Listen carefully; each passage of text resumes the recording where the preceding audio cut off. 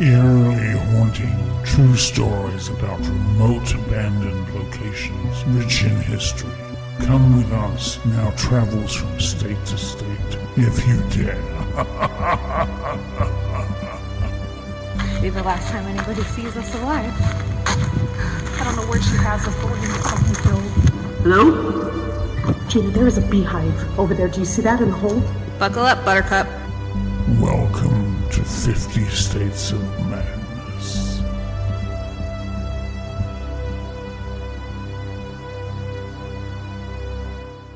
Welcome to 50 States of Madness. Hi, good evening. Good evening. How are you? I'm doing great. Good. Good. What do we have today? We have an exciting case. We do. The Lego murders. I'm excited for this one. Yeah. And it's really interesting why they call it the Lego murders. I know. I had never heard of this case before. Had you? No, I hadn't. And it happened in Utah. Mm-hmm. And we did drive. Yeah, we drove through Salt Lake City. Yeah. It was brought to us by a listener who is been a longtime friend of mine, Jenna. And we're doing a collaboration today with Reform Radio. And I met her through Reform Radio used to be Dark Matter, on and on and on. But I met her through that. And so she had reached out to Reform Radio and to us and asked us if we had heard about the Lego murder case. And I don't think any of us had heard about it. And so she said, I work with a girl whose grandmother was murdered, and they basically found her murderer by a Lego that was found in the house, fingerprints on a Lego. That wasn't even left by the killer. Which exactly. And you need to listen to this. So it's way more in detail than that. So we actually were lucky enough to get her on the podcast, and we interviewed her. Her name is Melanie Thompson. No, it's not. Her name is Melanie Thomas. And she was nice enough to let us interview her. So we did a Zoom call because she is actually in Tennessee. She's not close to us. She's not in Utah either. Yeah. Because this took place in Utah. And I know that a lot of times we say we like to visit the places, we like to go, but sometimes things like this you can't pass up. It's so interesting. And the fact that we had the opportunity and the family agreed for us to interview them. Yeah. Is just such an opportunity for us to get their perspective and to hear about these cases that. Yeah. And Dan and I were talking too that this is going to be a two-parter. On this episode that you're going to see today, we interview Melanie, which is the woman's name that was murdered. Her name is Lucille Johnson. And this is Lucille's granddaughter. And next week on part 2, you will see that we were able to interview Lucille's daughter, who actually found her, and 4 of her grandchildren. And we got them all on Zoom. They are all in different parts of the United States. And that's so amazing. what Dan and I were talking last night, and we said that it ended up being very healing for this family to do this, because they had mentioned that, maybe some of them will talk about it to each other one-on-one, but as a family, they had not gotten together to talk about this. Yeah. And they said that it was very healing for them to do this. So it turned out to be a really, really good conversation that we had with them. So and this happened in 1991, I believe. So it happened a while ago. So I think for some of them to remember some of the details and stuff and to have to relive that is hard, no matter how many years have passed. Yeah. But it does get a little it's a little hard to watch at times. 'Cause some of them they get very emotional. Absolutely. Which you can totally understand. But so this will be part 1 of the Lego murder, our interview with Melanie, and then next week we will have part 2. Awesome. Okay. All right. So Without delay. yeah, here we Here go. Hi. Hi, good afternoon. Welcome. Good Yes. afternoon. Welcome to 50 States of Madness and Rare Form Radio. Awesome. Good to be here. Yay! So today we have a wonderful guest, Melanie Thomas. We're doing a collaboration podcast today with Rare Form Radio with Dan and Heidi. And we have a wonderful guest who we were introduced to by Jenna. She's a listener, been a longtime listener of Rare Form Radio. And she's also a listener of 50 States of Madness and one of my very good friends. And she works with Melanie. And Melanie was nice enough to join us today on our episode and give us some details and let us ask some questions. So go ahead, Melanie. Take it away. Yeah. Well, thank you. Yes, thank you for doing this. We appreciate for your this. time. Absolutely. Right. Yeah. The day that it happened, my mother, she worked really nearby to where my grandmother lived. And my grandmother had called her and told her that she had some milk and some eggs, some things that she needed, or she wanted my mother to pick up because, they go bad, those types of things. So she just had some things at the home for my mom to pick up. And my mother said she left work early, picked up some pizzas and picked up an extra pizza for my grandmother. And was driving and had intended on stopping at my grandmother's home. And she remembered that she was late to pick up my sister at gymnastics. And so she thought, you know what, I better get to gymnastics, get this pizza home, and then I'll run over to my mom's or I'll call her and tell her I'll pick it up in the morning. So she actually drove right by my grandmother's road and headed home. And which, when we looked back at things, she would have been there right at the time that, the murder was happening. And so she felt so much guilt for so many years. Wow. But when everything came out and we found the times and how and when and it had happened, we realized that she would have walked on.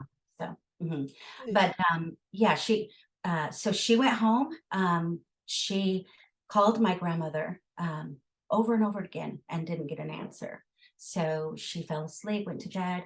And then the next morning, she, on her way to work, stopped over at my grandmother's home. So she said it was a cold morning. There was a little bit of snow, not a lot of snow, like footprints or anything like that, but it was cold. And my grandmother lived in a middle upper class area. So she was, I would consider her well-to-do, but she was somewhat well-to-do, or upper class. So she had a little bit of a driveway that went up that was secluded. She lived kind of up on a hill. So when my mother went, she walked up the stairs to go to my grandmother's front door, and she stepped on some Legos. And she thought that was kind of odd, but she didn't really think anything of it. She got up to the front door, and it was locked as usual. So she used her key to get in. And she went into the home and was calling out to my grandmother. She didn't answer. And then, if you walk into the front door, my grandmother had a really, really heavy, and I remember it as very heavy, front glass door in front of the door. So it's a storm door. And that door would shut automatically and it would lock automatically. And it's interesting because my grandmother was very... She was just careful. She was very careful. She lived alone. My grandfather had passed away 2 years prior with Alzheimer's. And so she lived alone and she was very cautious. So that door would lock automatically. And so she could open her door, see through the screen door or the storm door to see who was there and talk to him that way. So, but those doors were locked. So my mom used her key and entered the home. And pretty quickly, right, if this way is the family room or the living room, and then this way was a long hallway, and my grandmother was at the end of that long hallway. So my mother found her. She ran to her. She said that the first instinct she had is that maybe she had been hemorrhaging, is what my mother said. She didn't know, and had maybe run out of the bedroom with like a pillow and then maybe had fallen. But from what I understand, it was very, very bloody. So there were blood spatters on the walls. There was blood, a lot of blood through the pillow, both sides. Anyway, so my mother called 911, was in a panic. We've listened to those 911 calls, and it's really, really hard to listen to. Very hard. She was very, very distraught. And in the 911 calls, you'll hear, or we have heard, she mentions, what do I do? What do I do? And they ask her, they say, you need to give her CPR. And my mother says, she's passed. And they said, you need to give her CPR. And my mother said, well, there's a pillow over her head. And in that moment, you hear the 911 operator say, are you alone in the home? Oof. That gives me chills. Oh, Yes. And my mom said at that moment, she knew it was a murder. And so she just really, really scared. So she dropped the phone and she ran out of the home, and then just waited and in hysterics, and just, not knowing, and just, really, really, really difficult. For my mother, she said that the police came, and then they prevented her from reaching out or talking to anyone, because at that time she's the only one that's been there, been in the home. So she couldn't reach out to any of us, to my father, to any of us, and let us know what was happening. And it was hours and hours. I mean, it's 1991, so it's pre-cell phones, it's pre being able to reach out quickly. It is. Yes, it is. It is pre all of that. Yeah. And so, I know that once she was able to call my father, she hello, and the first thing he did was yell at her, where are you? Where have you been? And so, have a good excuse. yeah. But it's just, that was just the beginning of just the chaos and the everything that went on in the family. The emotions, the feelings, the sadness, the confusion, all of that. But so really at that point, I remember where I was at the time. My husband, of course, pre-cell phone. So he was at home and I was working. I was a teller at the bank, and my husband called me and said that my grandmother had been murdered. And then, just in shock. I just remember being in shock. And then I proceeded to call my sisters and my brother. And so you were already married at the time. So you must have been you were really young. I was. And what's interesting is my husband and I were the exact same ages as the man who murdered her and his wife. wow. Oh my gosh. The man who took her life was John Sansi. He was 23, and his wife was 20 or almost 21. Almost.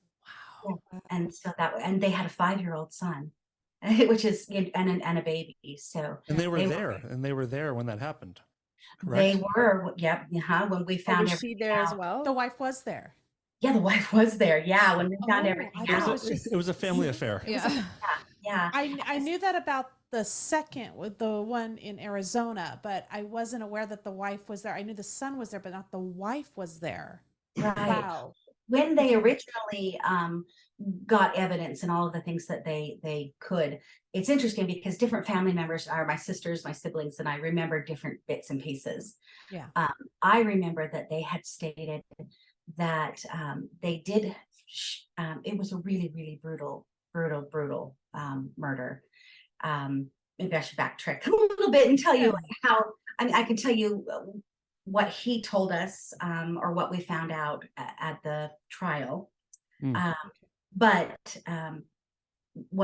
essentially what my mother walked into was my grandmother was really, really savagely just beaten to death. She was a tiny little lady. She was adorable. She was 4'11" and barely over 100 pounds. So just a little thing. Yeah.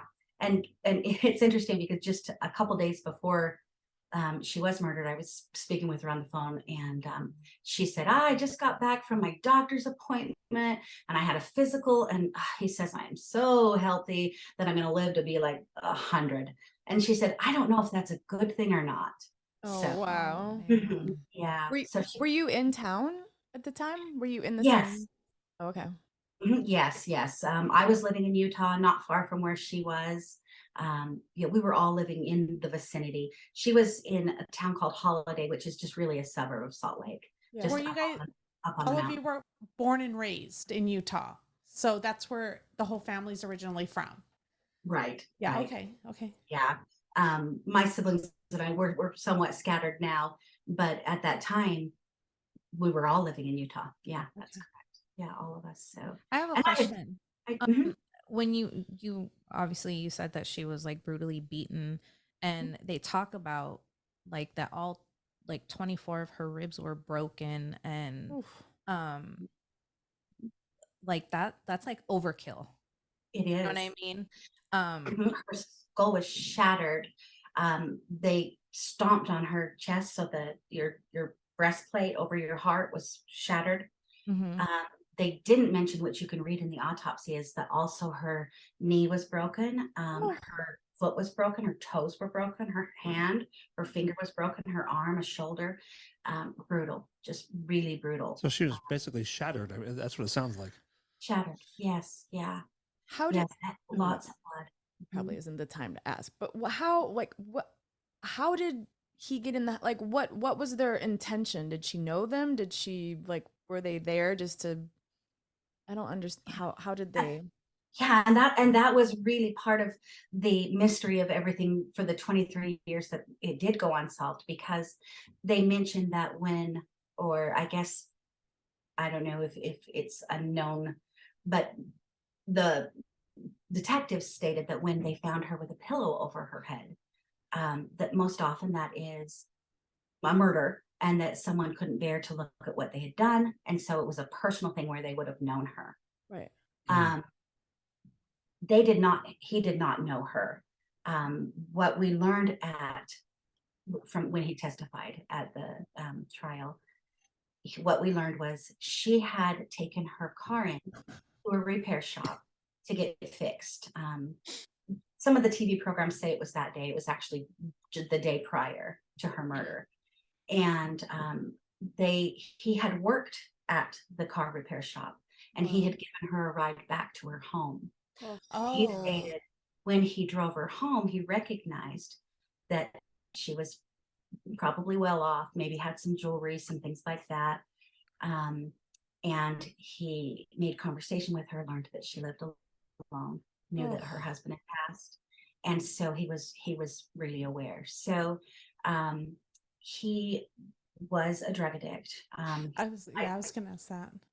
Really, yeah, hard use of drugs. He had been in and out of the juvenile system his whole life, I think. I mean, his wife would have been 16 when she was pregnant with their 5-year-old at that time, who was so I know that they ended up having 4 kids, but she was from India, and I know that they've talked a little bit about how that the customs in India and things like that, how they are supposed to be very obedient to the man, and marriage is for life and no matter what, so I don't know if that's how she kind of downplays her role in the murders, but she does, and originally she denied being there, and then when he testified in court, he put her there as well. Ooh. So Wow. yeah, so she's actually up for parole this year. Oh, interesting. How do you feel about that? Is that something that you're going to attend or write a letter, or what's? Yeah, I would not like to see her get out at all. No. No, especially the way that they downplay, or she downplays her involvement or her. Yeah. What was her charge? What is she in prison for? She's in prison for murder. Oh, she is. Okay. Yeah, and she got like something to life, but she's up for parole this year. So, there was a murder following my grandmother's murder where they were serving. So, so when they solved the case for your grandmother, he was already in prison for murder, correct? Yes, and Right. he was on death row. Yeah. So And wow. When he was approached by detectives, did he since he was already on death row, was he forward with the information, or did it take a while to pull the information out of him? It took a while. He wasn't going to bring forth anything on his own. They had to ask some roundabout questions, place him in Utah at the time, and then go from there. And then they gave him the DNA and told him, and then he came forward and pretty much, yeah, just stated kind of what happened. Really no emotion, just kind of nonchalant. He has 4 children, and all of those children have been in the system. All of those children have had, are currently locked up or have been. And his statement when someone mentioned that to him, because they had been, he had taken his children to all of his crimes. So Jeez. they were used as pawns, really, is Yeah. what I mean, they never stood a chance, really. they didn't. But his statement was, none of my crimes or the murders had anything to do with what they did. So Ugh. yeah. So he doesn't even really, it's He's like disconnected from it. He doesn't see how his role played in Yeah. the shaping of the future of his children. It's like a full lack of accountability. Just totally Right, or his disconnect actions. from it. Yeah. Yeah. And her murder was in 1991. And when he was caught in Arizona in 1998. Mm. So I imagine, and I haven't heard anything, if anything's come forward, but I can't really, knowing that he didn't really change his drug habits or his lifestyle in between 91 and 98. I wonder how many others that he just has not. come Oh, forward. yeah, That's of what I was just course, wondering definitely. if there were more. Yeah. Can I So- ask? Oh, good. Do you? I want to know what your thoughts and your family's thoughts are on the death penalty. What are your thoughts about the death penalty? Oh, that's a good question. And it's interesting with this case as well. Like my mother, of course, has so much trauma from this and PTSD. Her 2 siblings they came forward in the trial, and they told John Sansing, who was the murderer, they told him that they were able to forgive him, or that they forgave him. Oof. My mother was like, hell no, fuck you, and I will never forgive you. So I know there is, is different, and my mom just can't even wrap her head around the idea of forgiveness. And her perception's a little bit different because she's actually the one who found Yeah. her Mhm. mother. So Right. it's that personal piece to it where she actually walked in and saw the damage that was Right. done. Right, yeah. So I Her can, her brother was actually driving home back to Salt Lake, and he actually heard it on the news or on the radio. They gave him Wow. an address. Oh, And no. stop. he realized that was his address, his mother's address. So Oh my he found out. god. Yeah. Is that the one that was on the crime scene Yes. episode? Yeah. Yeah, because he like brought me to tears when they were interviewing him, and he when he was saying that his form of closure is forgiveness, and that he's forgiven Right. him pretty much. And I thought we've done like true crime cases before where there have been people that have stood up at trial and said like, I forgive you, and I just don't. I don't think I ever could. I don't think so. I Nope. just don't know how that's. Wow. Everybody Yeah. grieves differently, Mhm. but They always say that that's- forgiveness is more for yourself than for the person, though, because it's actually like for Yeah, a weight you off of to you. relieve it. Yeah. So it's Yeah. like, so I don't know if it's, Right. it's hard though. That's a tough one though. I don't I, think wa- I'd be able to. I also wanted to ask about you mentioned that your mom has PTSD, and obviously it changed her life forever. Forever. One of my best friends is a child of a murdered mother, Mhm. and I've seen how it's affected his life Mhm. forever. Has she gotten therapy? Have things gotten better for her? Like how does she deal with it all these years later? And how is she now? Right. I think it's affected her health. The more that she talks, when you can talk about something, it took me years before I could talk about the murder and not cry, and being able to talk about it as much as she does is healing. So the more that she's able to talk about it without, sobbing through everything, you can see that she has done a lot of healing. Therapy, she did a lot of EMDR. Oh yeah. But she really struggled with therapy because she said she would get in there and she would cry, and she'd cry for 45 minutes, and then she would leave. And so she ended up not really doing a lot of therapy.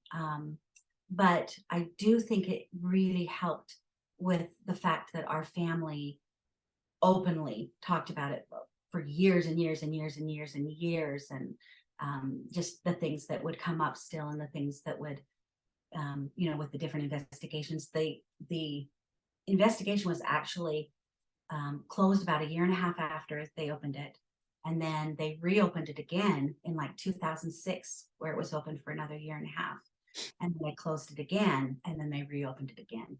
So Why did they say, why did they close it after a year and a half after? just a dead end. DNA wasn't a thing back then. Mhm. They did find some really interesting clues.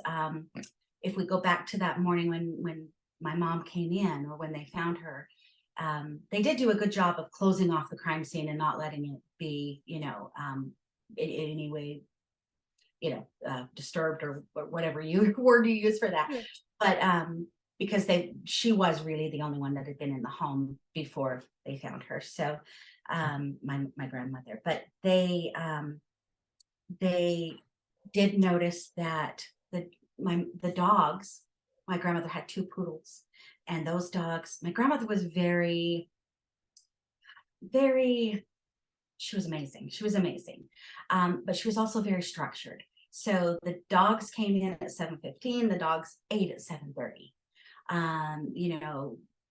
Everything was in its place, everything had a place, everything was in the cupboards, everything was labeled, everything was just, on a schedule. So the fact that the dogs were still outside, and it was, they would have come in at 7:30.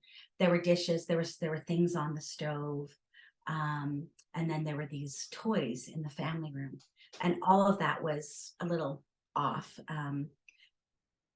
What we found out after was that after they murdered my grandmother, and this is why I assumed that the pillow was on her face, was because they sat down, they went through the fridge and the cupboards, took food, they sat down and cooked a meal and ate. Oh man. Oh my god. So he was a true like a sociopath, just Ooh. Wow. no empathy, no nothing.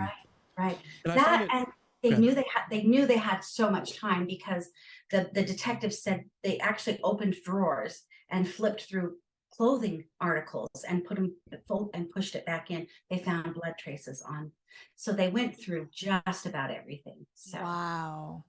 yeah, Where did the toys come from? Are they from like you So guys? what? From the... Yeah, what they found out was, because it was just so odd. My mom had stepped on a few and thought that was weird, just because my grandmother would not. She would, of course, bring out toys for grandkids and things like that, but she wouldn't have left anything out like that. Definitely not overnight. Definitely not on the front, outside or anything like that. So. It was just odd that they were there. And so what they realized was maybe someone left in a hurry and was dragging somebody out, and the toys went down the stairs, but they didn't actually leave in a hurry. They took their sweet time. So yeah. So were those their toys, or were those toys that your grandmother had at her home for her grandchildren? They were my grandmother's toys. And so what he said was, it had been a day. It was a day later. Sometimes the things will say that it was that day, but it was the next day. And he had gone home. It was planned. He knew what he was going to do. He knew how it was. I don't know that the murder was planned, but the robbery was planned. Right. So he went to my grandmother's home, knocked on her door, and what he said in court was that he asked her. He said, "I'm just here to check on you to see how your car is driving, if everything's working well with the car."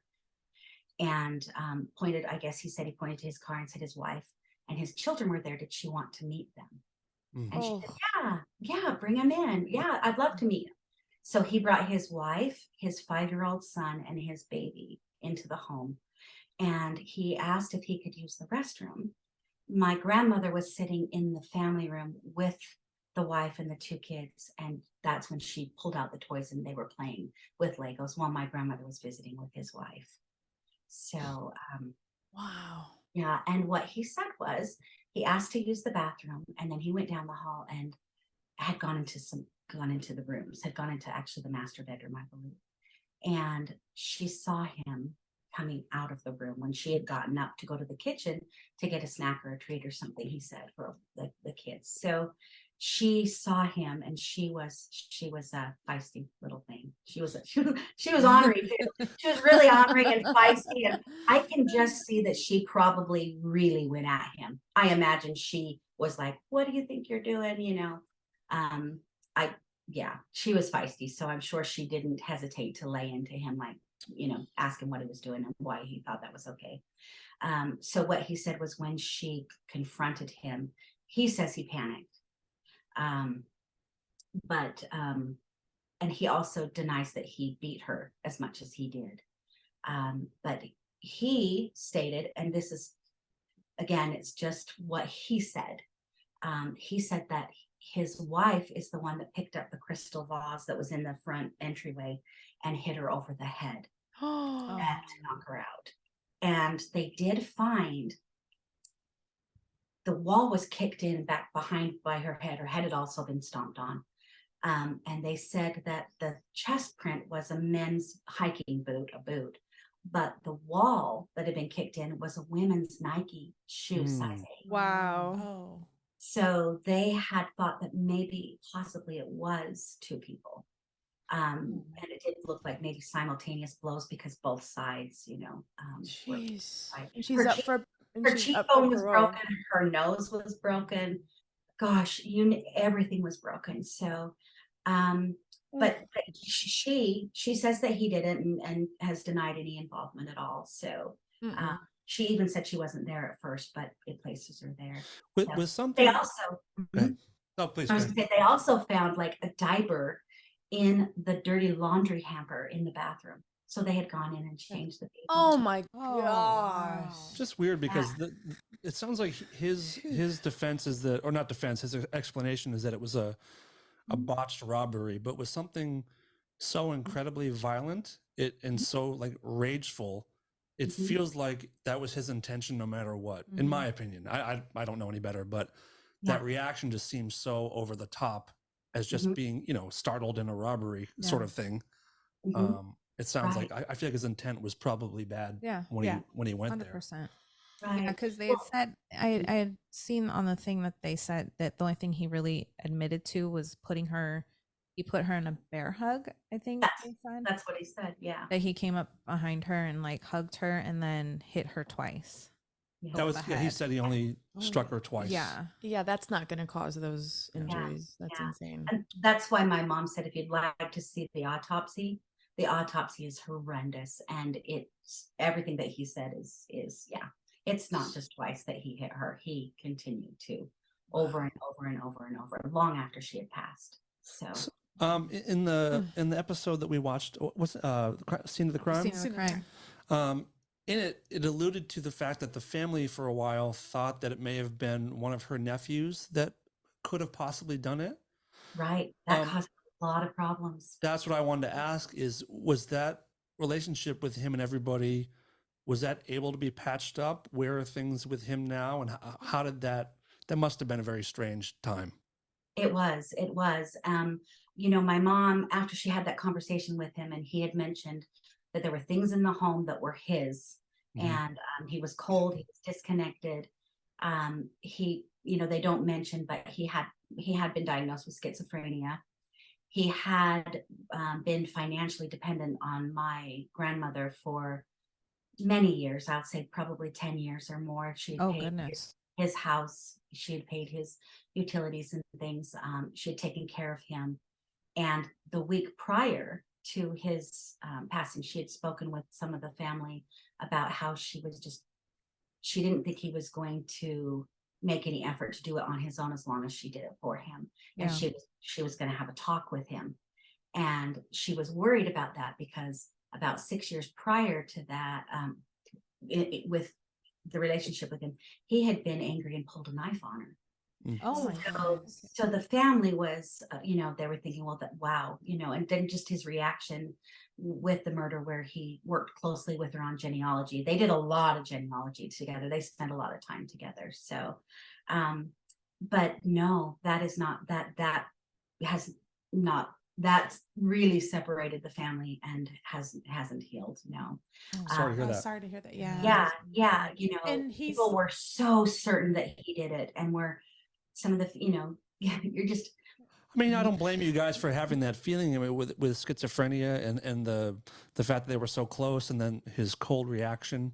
I can see how it would happen. It's just unfortunate that the way it ended up. yeah. And whose son is he? Is he the sister's son or the brother's son? He is my grandmother's brother's son. Your grandmother's brother's son. Okay, got it. So he's he would have been my grandmother's nephew and my mother's cousin. Oh, okay, got it. Okay. And this, how long was this a cold case for before it was solved? 23 years. So can you tell us how you found out that there was a match for him, and where, like, what that feeling was like for the family, and just your experience finding out that there was a match on the DNA? Yes, yeah. It was well, interesting enough, the detectives that worked on the case, my mother kept in contact with all of them over the years. When they would say that the case was cold, she was disappointed. She was still trying. I think when you don't know, you're always looking for answers, and you're always watching. My mother was certain that they would be after her, and she changed all the locks. She changed every single window and in the home for security. She put in security. She just has, but okay, sorry. What was your exact question? I know I went The off. question was, how did you find out that there was a match for the DNA, and what was that like for the family to finally have a name to put towards the person that did this to you guys? Right. It was a shock too, because for so long we had been told it had to be someone that knew her. There was no forced entry, the pillow on the head, the overkill, the rage. It had to be personal, all of those things. And then to find out that it was just a complete stranger that just by chance she met the day before, was shocking, really. But how they solved it was just because wonderfully DNA, they reopened it in 2013. And then I think they solved it in 2014. So was it 2014 that would have been. So it had been cold case for 23 years. So, but they had the DNA still that they were able to run. So I guess Utah got a bunch of money and they reopened. I think they chose like 6 cases, and they let us know that my grandmother's was going to be one. So we knew it was going to be reopened. And we had all, over the years, I know my sisters had we had all talked to the detectives about different things and that we may have thought, or any clues at all that we had or that we could give as far as our memory of people in and out of the home and things like that. So, but they said that my grandmother gave fought. They said she put up a good fight. So they had all of her nail clippings. They had DNA under her nails. They were able to run that DNA, and that DNA did hit with John Sansing. However, because she had been at the car shop and had been there with him, it didn't place him at the scene of the crime. Oh. So even though it was his, they say, oh, in order to absolutely know, they had to put him at the scene of the crime. And so just by chance, they thought, well, let's check these Legos. So they ran the Legos. They were able to get off of that. They got a print. That fingerprint hit a match for John Sansing's son, who was in prison in Arizona as well. Wow. Oh, that's right. And- I didn't put that together by watching the show. That's fascinating, because fingerprints Yes. don't change. Right. Yeah. No, they don't. It was and he was 5 years old at the time, Wow. and his sister would have been a baby. So there was a baby and a 5-year-old, and then the mother, and then and so the 4 of them were in the home at the time of the murder. So, but that put him there. So they contacted him, and he said, yes, I remember, I was there. And so that put him, and with him being there, that put his father in, and that's how they were able to. So they really did were able to close the case because of Legos. Wow. A print on a Lego 23 years later. Wow. Yeah, which That's is amazing. really, yeah, it is. It is. And, you know, it was interesting to me too that they couldn't do, I mean, they had his DNA. So, yeah. I have a question. In the show, the crime scene show, they had mentioned that your grandmother's house was torn down. That house is no longer there. They rebuilt it. How long after the murders was that done? That was done, I'm going to say, I think a while after. I think it had been 15 to 20, in between 15, 18 years after. Okay. And is that house like still in your family, or was it just? It is not. It is Yeah. not. Okay. Yeah. The house was in the family for quite a while. Just the time it took to, just to be comfortable going in the home, or I mean, yeah, I can't think that imagine. I don't think it was ever a thing to be, comfort is the right word, but being able to go into the home. It was vacant for probably 5 years or so, just before wow. they were able to clean things out, go in and get things and do things. And people would go in on and off. My mother never did go back. Is it true? Because I have heard, and I don't know, let me know if this is, but after a crime scene, is it the family's responsibility to clean the house, or do they bring in people to clean the house? I don't know if that's not very tasteful for me to ask. I'm sorry, but I just always wondered about that trauma. I've interviewed a crime scene cleaner before. Oh, Oh, yeah, but There they are hire, services. but is it the responsibility of the family, or is it good something that question. the police or take care of? Is it Right. Public. In this situation, they went in, and because they had dusted everything, there was, the chalk or the black everywhere, all over the home. They had torn things apart. They had, pulled out drawers. They had made such that the state did take care of that. They brought in some crime scene cleaners. They went in, cleaned everything, put it back to as good as they could, but they had to cut out pieces of the wall. And none of that was replaced or repaired. Anything that they had taken or broken or needed, carpet samples, things like that, they just leave it. Yeah. So you have the blood-stained wood, and it's the responsibility of the family to put down, new carpet or new padding or all of that. And then there's the difficulty in selling the home after such. Yeah. Isn't it 3 years though? After 3 years, you don't have to disclose that there was a Utah murder. might be different. Oh, maybe Utah. Yeah. In California, I think it's 3 years that you have Oh, I to didn't know that. disclose. Yeah.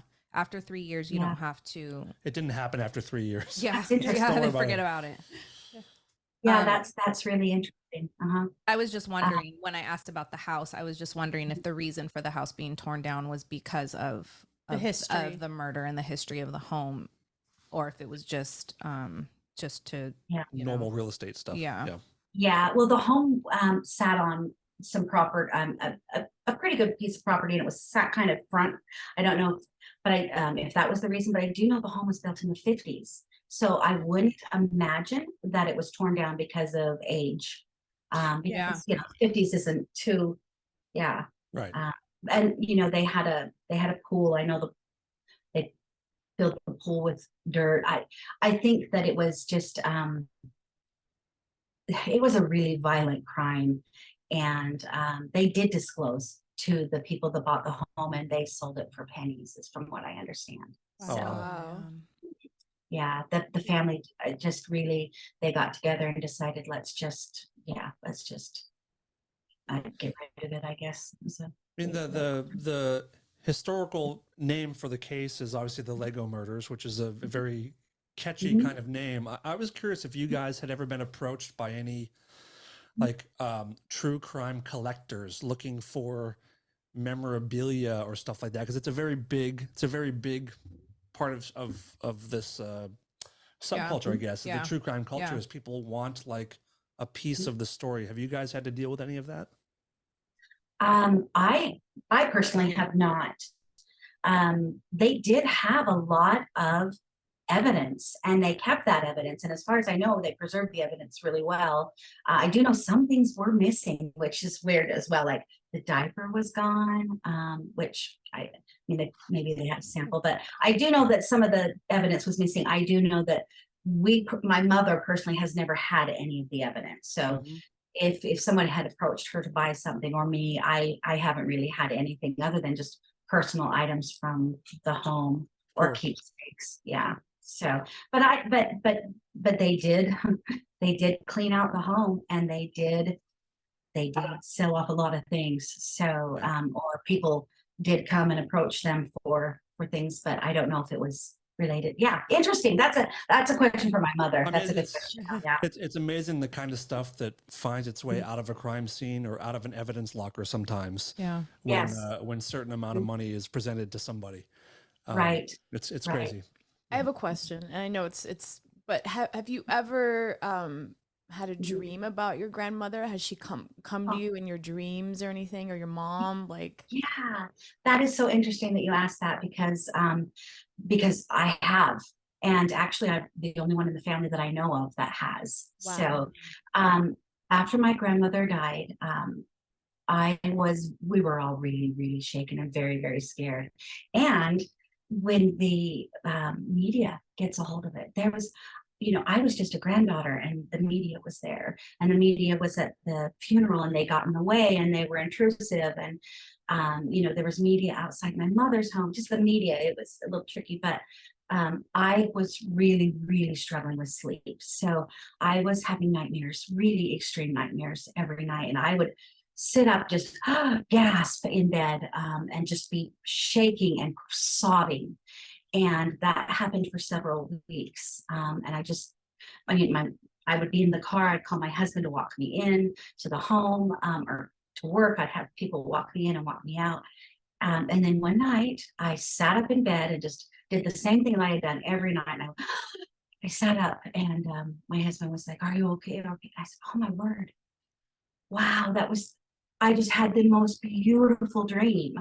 And sure enough, yeah. Because I sat there, he asked about it, and I took the time to tell him about it. I was really pleased that he did that, because I'm able to remember the dream because I sat down and shared it with him at that time. So, but yeah, in my dream, my grandmother did come to me. She was, showing me around this beautiful paradise, if you want to say, just green as the greenest green I can imagine. But we were walking around, and she was talking, and she was introducing me to people, and people that I don't know, but just, "You've got to meet this person, you've got to meet this person, you've got to meet this person." And so partially, through meeting all these people, she said, "Oh my goodness, it's time for you to go, but you have one more person." And so you're gonna have to keep going, because I They'll have share. Yeah, well, I'll share with you. Okay. It's crazy. So she brought me to this person, and she said, "This is Melanie." And he said, "Melanie." He just hugged me, and it was just this beautiful embrace. And he held my hand, and he was so excited to meet me. And then we left, and we walked out, and that's when I remembered, because she said it was time for me to go. And then I remembered, and I said, "Oh, but Grandma, you," and I didn't say, I just said, like, you. And she said, "Oh, honey," and she pulled her hair up, because we had seen her, and the family was able to see her in the casket, and didn't look like her at all. And the shape, and the broken nose and cheek, and anyway, but she lifted up her hairline, and she said, "Look, it's perfect. I'm perfect. I'm not, there's no pain. I'm healed, and it's perfect. I'm okay." And I remember just childlike innocence saying, "Oh, good, I'm glad you're okay," kind of thing. But I was just relieved that she wasn't in pain, because I remembered that. And so then, I remember she walked me, and I turned around and said, "Oh, aren't you coming? Aren't you coming?" And she said, She said, sweetheart, it's far too beautiful here. And she said, I love you. And that's when I woke up. And it was interesting because when I told that story to my mother and others, I don't use the word far too beautiful or far this, but apparently I didn't know this at the time that's why my mother was just so certain. It was because my grandmother used that word. Wow. Would say, oh, I'm far too tired. I better get home, or it's far too late, or yeah. And I didn't, remember that or know that. So That sounds so Wow. incredibly comforting. well, however, I missed the biggest part was when I turned around and said all this to her when I had the memory. I said, who did this to you? Who did this to you? And her answer was, oh, sweetheart, it doesn't matter. Wow. Chills. We gasped because we both I lost my husband and she lost her. Was it My dad. Yeah, your dad. But I had the same dream, and in the dream he came to me, but he had a weird watch on, and he goes, I only have a certain amount of time, and he was beautiful, and he was beautiful, and it was just like pristine and crisp, and the colors were bright, and then he went around and he said, I'll be right back. Same thing. Wow. So That crazy. gave me goosebumps. That gave Yeah, I me have goosebumps too. Wow. Wow. I almost knew she was going to say it. That's why I kept looking at you to see, because she had told her story. And then I had the same dream of my dad shortly after he died. And he told me the same thing when I was trying to walk towards him to talk to him. He pointed at his watch and he said, I have to go now. Yeah, that's And then so he weird. disappeared.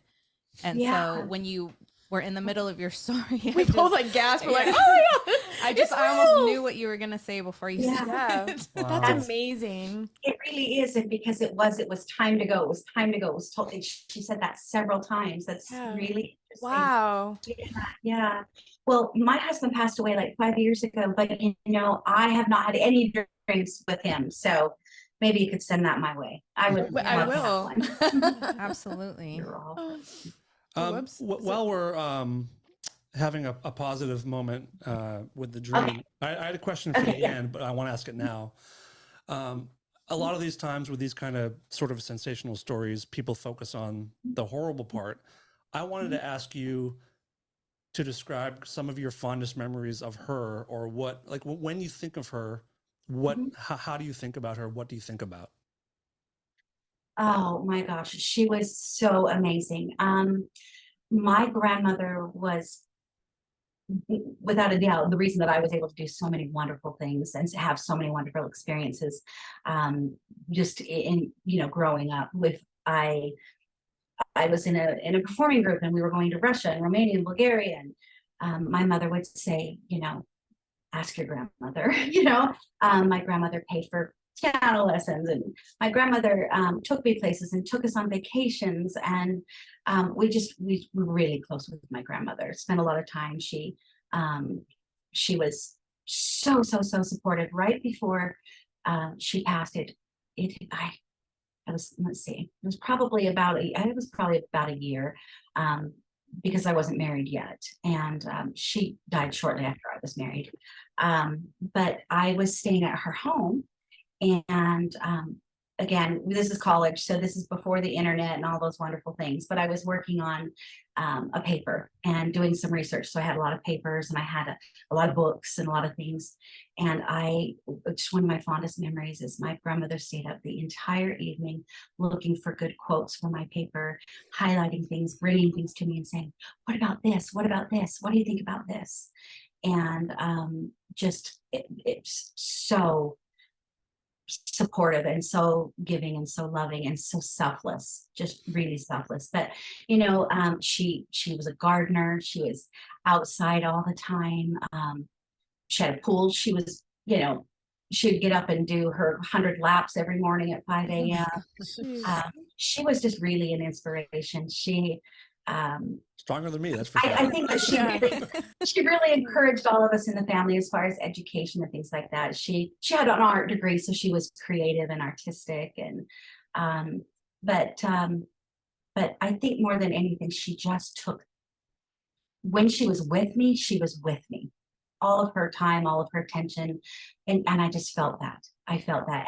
And she was pretty in tune with what's wrong. You know, are you okay? Are you stressed? How can I help you? Kind of thing. So I think we all had different relationships with our grandmother. We all knew that she was feisty and ornery as well.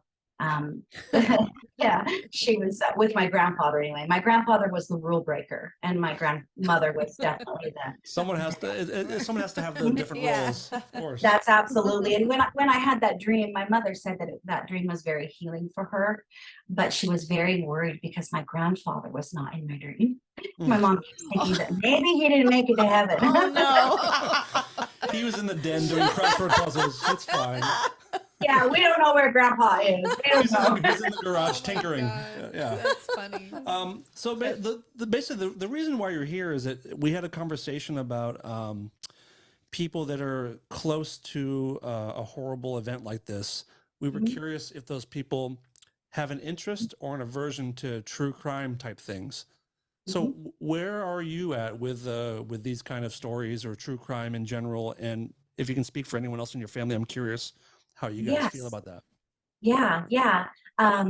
You know, and it's interesting too, because we'll get together and we do family things and family vacations and things like that. And we'll watch shows or talk about shows. And I'm always very careful with my mother, you know, and just checking in if we're watching something that's violent on a movie or seeing something like that. And just, you know, knowing the situation. My mother, you know, I guess depending on if there's triggers or things, we'll get emotional at times.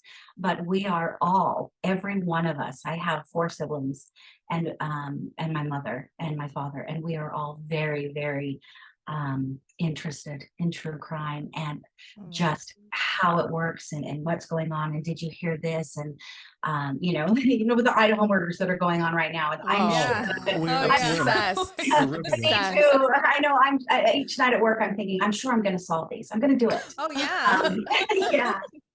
But my sisters and I, we have conversations like that. We like to go to, you know, I like to do the whenever you can do a haunting tour or at a city that you're in or in San Antonio, the ghost kind of things. But we do, I think, talk a lot about the psychology behind Interesting.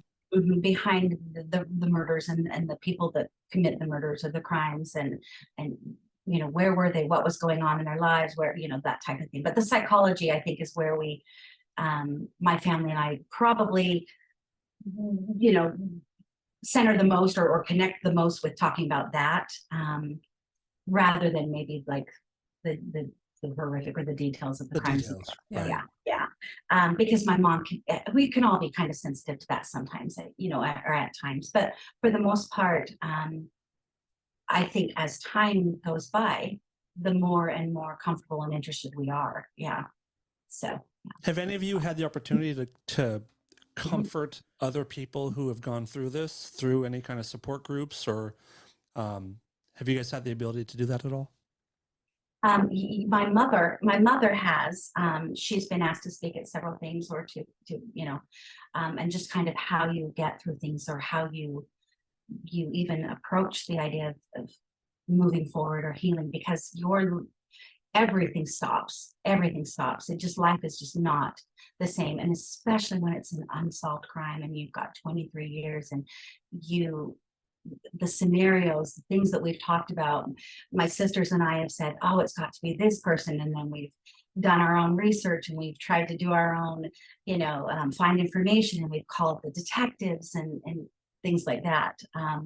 But as far as helping out the community, we have been a part of, my mother and I were part of a group where we were more participants, I guess, but we did share and talk, and we were there essentially as, I don't want to say as, I've got the word, let's see, as kind of like we were the everyone knew. Everyone knew, and they were there, and we talked about it and how to get through, but they were going through the same thing. So, and it was set up through Salt Lake, through the detectives. There was several families that were there. I think my mother said it best, but she just said time.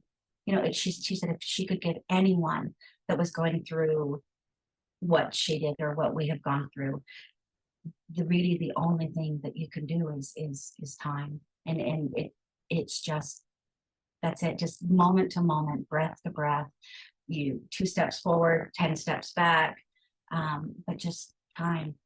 Yeah. Because that's not even like just dealing with a death, that's not mourning and grieving. That's fear too, on top of all that, having to deal with that. So I think that's, so much harder to deal with when you're in fear of not knowing who did this. Are they going to come for me and the rest of my family? Especially thinking like this was somebody that we knew. Yeah. Right. Yes. And for years and years, I think that was a huge, huge gift when they did solve the crime. And I think my mother has changed since then. Maybe not relax isn't the right word, but there's been a shift. Definitely it's a little bit of an exhale, a little bit, right? Right. Yeah. Yes. We don't understand. I know when you talk about the death penalty, my mom would say yes, for sure. But he, knowing that it was a stranger, my mom felt targeted for so long. She thought for sure, one of us, or we were all next, or, if it was a personal thing, then they would come for the rest of us. So, it was a huge relief to find. But with the crime that he was on death row for, have you looked into that at all? Have you? Yes. Yes. That's grueling. Yeah. Horrific, isn't it? Terrible. Yeah. Terrible. And I think with that one, like you were saying, that I think he did have the intention to kill her right all along as well. Yeah. Because from what the 4 kids have all testified, actually one of the 4 children reached out to my mother. Wait, his 4 kids? That was one of my last questions. If there's been any contact between you and his siblings or his children, I thought. Yep. Yes, the sibling that was in jail who had the match, he's in life as well. I don't know what he's in for. He did reach out to my mother, and he said, I was there. I remember, I have memories, and he put his mom there, which his mom had said she wasn't there. But he had talked about, with my mother, he sent her, I think, several emails, and she'd share those with you. I'm sure she would, or I could get copies of those, talking about his life and the things that they saw and witnessed as kids, and just, it's just really, really tragic. But one of the children who is not, I think 3 of the 4 are still locked up and have been locked up for quite some time. I know that after the murder happened in Arizona, after they were arrested, that the state took the kids. The kids were the 4 children. I think they were 12 and maybe 8 or 9 or and anyway, there were 4 of them, and they were younger than that. And they placed them all in foster homes. And I know that they went to different foster homes, and they all really, really struggled. They've all been in trouble with the law. They've all had drug issues. They've just, those kids just, I wouldn't expect anything different, to be honest with you. Yeah. Well, and they watched and they heard as their father raped and brutally murdered the woman in Arizona. So, and then they helped him drag her body out to the. Because they were older, because that was 7 years later. Yeah. So that one that was there was 5, so he was 12 years old. Yes. Yeah. And he remembers. Imagine like being a 12-year-old doing that. Like, at 12 you would remember. I was playing in the dirt when I was 12. Yeah. Yeah. Well, and he said that he listened and had nightmares for years with that woman begging and pleading for I can her life, imagine. begging those children to let her go, because he ran for a drug. He went on a drug run in between when he had her tied up before he raped her and killed her. And she was just delivering food from church to him, right? Yeah. Mm-hmm. Yeah. Wow. Yeah, for sure. But the one child who was not imprisoned at the time when we had the trial did contact my mother and ask if we would be willing to meet, to get together and to talk. and was looking for closure, was looking for forgiveness, was looking to heal. And it was actually a really nice, kind letter. And my mother was just not open to it. So, which is okay for her. Maybe someday, she says maybe someday, but for now, she has no interest at all. Yeah, can't blame her. Mhm. Any last questions from you guys? No, I don't think so. I just want to close by asking, like, how are you? How are you now after all these years? Yeah, I'm good. My grandmother's murder was really traumatic for me. The dream was wonderful. The loss of my husband a couple years ago was trauma, so re-traumatized. But I think that, wow, I think we're all stronger. I think you just, I'm okay. I'm okay. That's how I am. I'm okay. I definitely know that I am hypervigilant. I know that I check my windows, I check my doors, even all these years later, even knowing who did it and that it was, I know that I worry about my kids and their safety. I like, my children are all grown, they're adults, but I like to, know where they are, that they're safe. Because the sad part knowing is that he's not the only one out there that's doing this. That's why there is a genre of this. That's why it's unfortunate. It is. The biggest thing that happens is that you live in your little safe bubble, and then that bubble explodes, and you always think it happens to everyone else, not you. And then when it happens to you, you are all too aware. I am all too aware that it happens to me. Yeah. It happens to good people. She wasn't a horrible person. She was a wonderful person and had, didn't have anyone or enemies or people that wanted to hurt her. And it was just one of those. So yes, it happens. It happens to all of us. And it just is. Yeah. And, John Sansing, he's trying to get a book deal. He's trying to get several book deals. Wow. I hope he doesn't.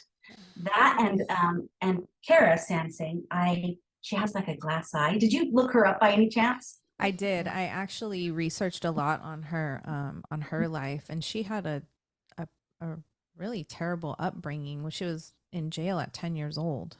She's from Bangladesh, so but that was their culture. Like, she grew up around a lot of violence, and so I think, when he would be violent towards her, that was just all she knew, I think. Right. And that I have been really curious over the years with her. Yeah. Knowing her upbringing and how she felt, and did she feel, but because she did participate. Yeah. And the child and John did say that she's the one that hit my grandmother over the head with the crystal vase, which crushed her skull.